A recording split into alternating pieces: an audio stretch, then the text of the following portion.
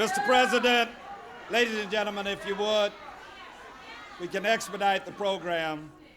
Mr. President, it is with the deepest appreciation and profound gratitude that yours and my constituents welcome you to the 23rd Congressional District. Ladies and gentlemen, thank you all for standing with me and President Clinton.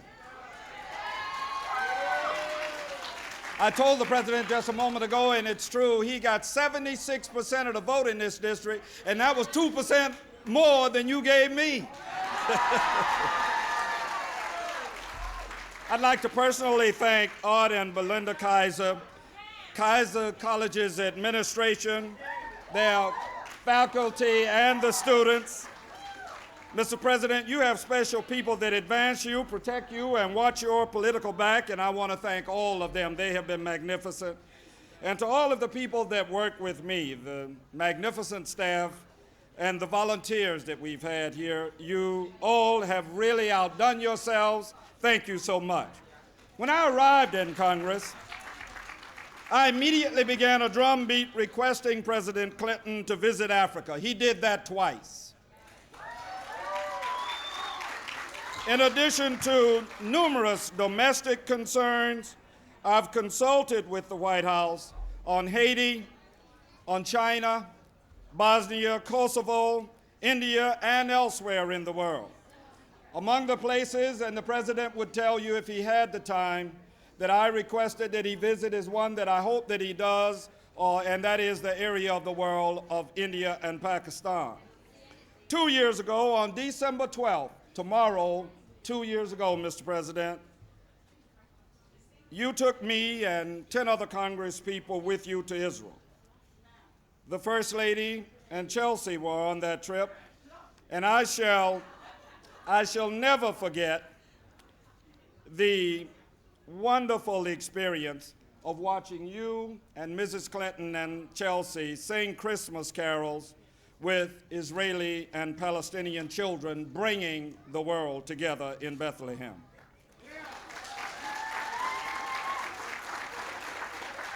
You, Mr. President, have brought that same joyful spirit to South Florida today during this holiday season, and we thank you. Coming back from Israel, I was talking on the phone with my mother, and the president was walking through.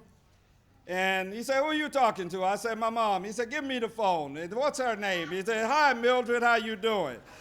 Now, she's not here today, Mr. President, because my mom's disabled, but she thanks you for that call, and she told me to tell you that by your visiting here today, she feels that she got all of her money back that she invested in me.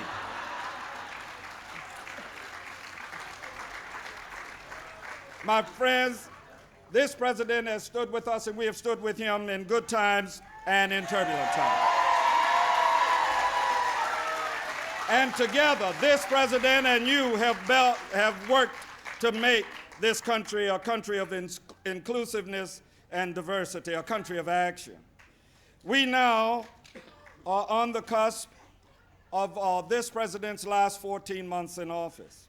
And I've read stories recently in the Orlando Sentinel and in the Sun Sentinel here in the St. Petersburg Times and the Florida Times-Union about something they're identifying as Clinton fatigue. Well, my friends, are you tired of low interest rates? No!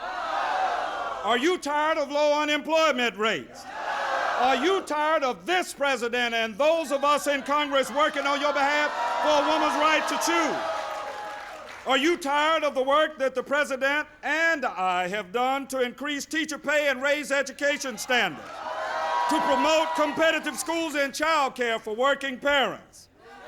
Are you tired of the work that this president did, increasing by tens of millions of dollars monies to increase the number of police officers to reduce crime to an incredibly low statistic in this country? Are you tired of that? Are you tired of protecting this nation's land, water, and air? Are you tired of us standing up and never stepping down from our moral obligation to this nation's children, to our veterans, and to our elderly? Are you tired of that? No! Are you tired of our work to protect Medicare and Medicaid? And I don't think a single individual in this country has done more than President Clinton in that arena. Are you tired of that? Are you tired of all of the media's discourses about the president's impeachment? Well, so am I, so is the president, and so are the American people, and you represent them. As was said by the great American Fannie Lou Hamer, who was sick and tired of being sick and tired. I'm sick and tired of the fact that Americans are still bombarded with distortions about this president's record and the unprecedented progress that we have had in the 7 years plus that President Clinton has served this nation.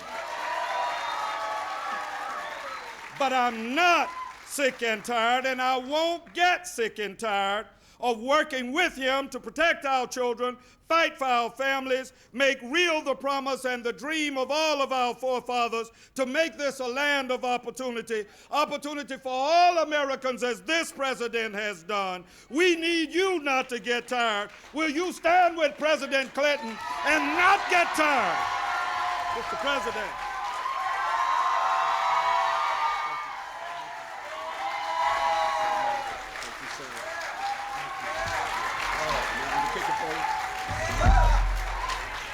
Thank you very much. Whoa. You will have to forgive me. You can hear that I have a cold. And so I can't talk very loud. So if you talk, I can't talk. If you like my speech very much, I can't talk because I can't get over all the cheers either. But let me say to all of you, first of all, I want to thank the Kaiser family and the leadership of this college for welcoming us here. I want to thank the president of the student body, Dean Samuels, who met me and gave me a gift from the students. I believe in the audience we have, in addition to Representative Hastings, another candidate for Congress on our ticket in an adjacent district, State Representative Elaine Bloom. I think she's here. And there she is. I want you guys to help her. Let me say to all of you, I have had a wonderful day in Florida. I don't think I ever had a bad day in Florida. This is the first time I've ever been in Florida in my life that I've been sick, and I had a good day in spite of it. Because this morning, I went up to Orlando to the Democratic State Convention. Now, I attended the Democratic State Convention in Florida in 1981, and in 1983, and in 1987, when I was just a governor and a friend of your governors, and they were good enough to invite me. And I always had a big time, and Hillary had 2 brothers living down here then, and I was always looking for a reason to come, and always learning about what was going on in Florida, and thinking this is the beginning of what will happen in America. So anyway, but 8 years ago this week, 8 years ago, in December of 1991, Hillary and I came down to the Florida Democratic Convention, which was holding the first election of the primary season, a straw poll.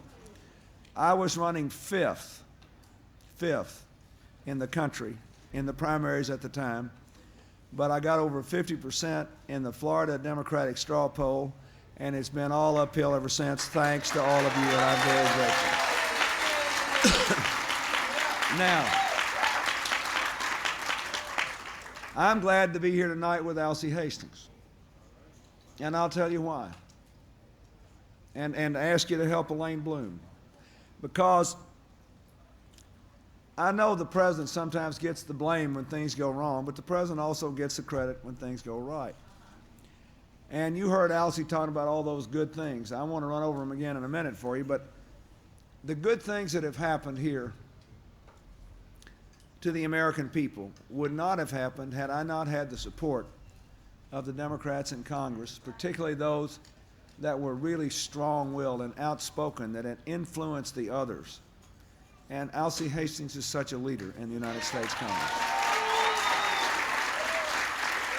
And And I want you to know that his influence extends beyond the Florida delegation, beyond the Congressional Black Caucus, because he is an intelligent man, because he cares about the rest of the world, because he believes that you can care about the education of our children and saving Medicare and Social Security for our seniors and protecting the Florida environment, and still care about decency and humanity all around the world, and the end of not only racism at home, but racial and ethnic and religious hatred all around the world. He is one of the most exceptional people in the House of Representatives, and I want you to help him to stay in office. Now, I'm going to give a short speech so I don't lose my voice, but you're more likely to remember it. I've got 14 months left, and then you're going to have an election to chart America's course in a new millennium. Here's what I want to say to you about it. We just passed the first budget of the 21st century. We got 100,000 teachers for smaller classes in the early grades. We got 50,000 more police to keep the crime rate coming down. We got 60,000 more housing vouchers to help poor people move from welfare to work. We doubled the number of after-school programs to help kids stay in school and learning and out of trouble. We gave states for the first time help to help turn around or shut down schools that are failing our children, because all our schools can do better. We moved forward on the environment. We paid our dues to the UN. We gave debt relief to the very poorest countries in the world. We are moving forward. Then there's a lot of stuff we didn't do that I want to do next year. The Patients' Bill of Rights, the minimum wage increase, the hate crimes legislation.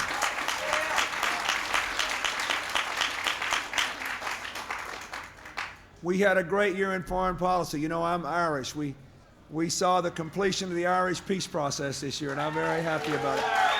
And just last week, I announced that, earlier this week, a couple of days ago, that next week Israel and Syria will resume their peace negotiations in Washington, D.C. in a couple of days. So, we're going to keep working to the last hour of the last day. But I want you to step back a minute, because what happens in these congressional elections, whether Bill Nelson gets elected United States Senator from Florida, whether Elaine Bloom gets elected United States Representative from Florida, whether we hold the White House, and I believe we will, but it all depends on, I know I wish I could be more whoopty. I'm doing the best I can. It all depends on what the voters think the election is about. Now, I want you to remember this. When we put in our economic program in 1993, and the Vice President broke the tie in the Congress, and the Republicans said it'd be a disaster. Now we have 20 million jobs, the longest peacetime expansion in history, the lowest unemployment rate in 30 years, the lowest welfare rolls in 32 years, the lowest poverty rates in 20 years, the lowest African American and Hispanic unemployment rates ever recorded, the lowest female unemployment rate in 40 years. Now, that's the first thing. The second thing I want to say is we have the lowest crime rate in 25 years. 90% of our kids immunized against serious childhood diseases for the first time in history. Over 2 million more kids covered under the Children's Health Insurance Program. We cleaned up 3 times as many toxic waste dumps as the predecessor administrations, both of them. And we now have the lowest output of waste that is terribly damaging to the environment that we've had in 20 years. 20 years ago, we had 50 million fewer people. We've had 150,000 young people serve this country in AmeriCorps. 7 million young people take advantage of the Hope Scholarship to go on to community college and to other college education. We've had 10 million people get the benefit of the minimum wage, and over 20 million get the benefit of the family and medical leave law. This is a better, stronger, more together country than it was 7 years ago. Now,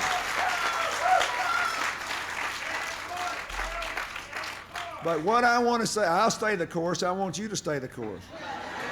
And then what I want you to do, wait. What I want you to do is go out of here and find your fellow Floridians who may not be Democrats, who may not be voters, and not only do I want you to stay the course, I want you to teach the course. Because, you know, we had an idea that we ought to have a country with opportunity for all, responsibility from all, and a community of all Americans. And almost everything that we fought for, we were opposed by the leaders of the other party. And I've been willing to work with them. And when we've worked with them, I've always given them credit for what they've done. But, you know, I think we have proved that we're a stronger country when we go forward together across racial lines. So what are they trying to give you in Florida? Mr. Connolly wants to come here and try to abolish affirmative action when we prove that going forward with affirmative action in the right way strengthens the economy and the society and makes us all better off. So I want you to think about that. Now, so the first thing I want you to tell folks is, it's not like we don't have evidence here. It's not like there's no evidence about which approach works. I'll never forget how the NRA went after congressmen in states like Florida after we passed the Brady bill and I signed it because my predecessor vetoed it. And they told the awful stories about how people were going to lose their guns. Well, 470,000 felons, fugitives, and stalkers did lose their handguns, but not a single Florida hunter missed a day of hunting season because of it. They did not tell the truth about that. This is a safer country because of it. Okay, so here's the issue. What's the election about? What's the election about? In my lifetime, there has never been this much economic prosperity, social progress, national self-confidence, with the absence of a domestic crisis or a foreign threat. It has never happened. So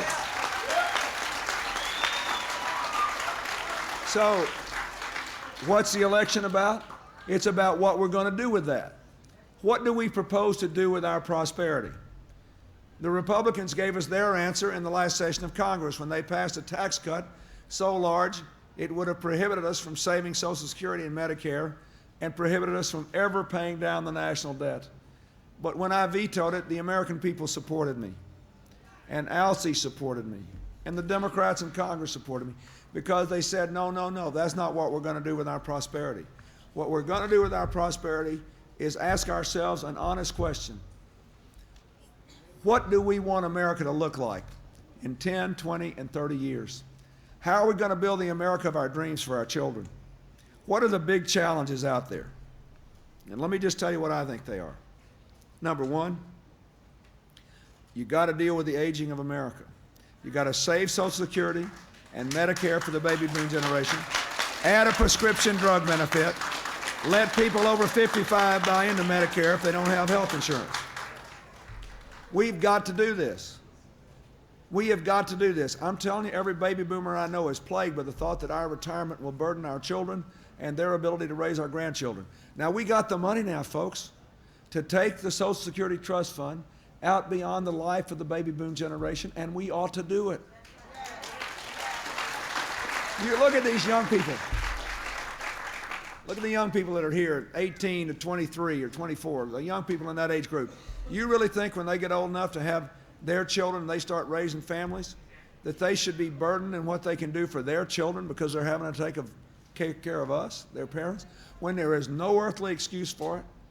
All we have to do is take the savings that we get from paying down the debt with the Social Security surplus and put those interest savings into the trust fund, and it'll take it out beyond the life of the baby boom generation. No controversy, no heat, no nothing. We ought to do it, and we ought to do it next year. Now, second thing we ought to do is to deal with the children of America. Ironically, we're growing at both ends. In our elderly and in our children. We've got the largest number of school children in our schools in our history. They are the most racially, ethnically, and religiously diverse school children in our history. And every one of them deserves a world-class education. And we ought to give it to them. The third thing we ought to do is take a different approach to crime. Now, you all clapped when I said we had the lowest crime rate in 25 years. We got the lowest murder rate in 31 years. Does anyone here think the crime rate is low enough? No. No. Now, when I became president, Nobody thought we could get the crime rate down. They thought the crime rate went in one direction only, up. Okay, now we know it goes down. I proposed that in the year 2000, we have a decent goal. We say we're going to keep working till America is the safest big country in the world. I believe there are lots of other things I could say. And I'm trying to save the Everglades, you know, and I just want to say this one thing about the environment. The young people here, if they're going to have the kind of America they deserve, are going to have to accept the fact that you can improve the environment and grow the economy at the same time. And if soon as we do, look, since I became president, the air's cleaner, the water's cleaner. We've set aside more land than any administration except those of Franklin and Theodore Roosevelt. We've cleaned up all these dumps. Let me tell you something. We better start thinking that we should be improving the environment as we grow the economy, not destroying the environment as we grow the economy. But the last thing I want to say is this. I'll just give you one other. You ought to go home tonight and ask yourself what you think the big challenges are. Go home and make your own list. But I'll tell you, if somebody said to me tonight, well, Mr. President, you don't have 14 more months. You got to leave tomorrow. But I'm the genie and I'll give you one wish. You can do anything for America you want, but only one. What I would choose is for us to be one America across all the lines that divide us. Because for two reasons. First of all, we'll never be what we ought to be as long as we still have hate crimes where some guy in the Midwest that belongs to a church, he says doesn't believe in God but believes in white supremacy, goes out and killed in rapid succession an African-American former college basketball coach, and then kills a Korean Christian walking out of his church. An angry guy out in Los Angeles shoots a bunch of Jewish kids going to a church school, the synagogue school, and then goes out and murders a Filipino postman. And the guy thought he had a twofer. He had an Asian and somebody who worked for the federal government. James Byrd gets dragged to death in Texas. Matthew Shepard gets put on a rack. Yesterday, all over America, there were gripping pictures of these two young soldiers, one 21, one 18. The 21-year-old, a gay soldier, who the 18-year-old beat to death with a baseball bat. And I thought to myself, looking at these two young boys, and keep in mind, I look at them in a certain way, not only because they're young enough to be my own sons, but because I have a lot of your sons under my command. Those young men, when they put on that uniform, both of them, when they put on that uniform, they basically took an oath that said, if Bill Clinton tells me to, I will go halfway around the world to fight and die. That's what it means. Let's not kid. That's what it means. When they put it. So here are these two kids. They make the same pledge. They got their whole lives before them. One of them's dead, and the other one's life is ruined. And frankly, I ached for both of them. And the young boy that murdered the other one because he was gay, he wasn't born feeling that way. Somebody taught him to do that. So that's the last thing I want to tell you. You guys are smart. That's why I always say what government ought to do is, create the conditions. Get rid of the debt. Give people the same incentives to invest in poor areas we give them to invest in poor areas in Latin America and Asia and Africa. Give people empowerment, and they'll do the job. But first and foremost, we must be one America. That is also the way we can have the biggest influence in resolving the crisis in the Middle East, in Kosovo, in Bosnia, the tribal warfare in Africa, you name it. This old world is still burdened down with people that can't get along without hating somebody who's different from them. And we all know better. We all know better. So I tell you, if you go out there and you make the subject of the election the record of the last 7 years, and what are we going to do with our prosperity? And the answer is we're going to deal with the aging of America, the children of America, make America the safest big country in the world, put America out of debt for the first time since 1835, bring genuine economic opportunity to the poorest people in the country, and be one America. We will come home next time too. Thank you, and God bless you.